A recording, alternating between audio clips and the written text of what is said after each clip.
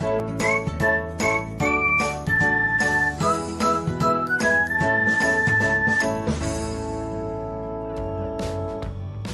everyone, welcome back to another episode of Technologyglance.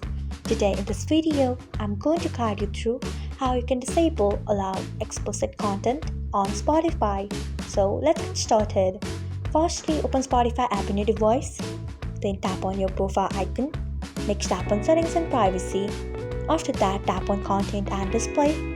Next, you can see the option of allow explicit content. Turn off it by tapping on it. So this is how you can disable allow explicit content on Spotify.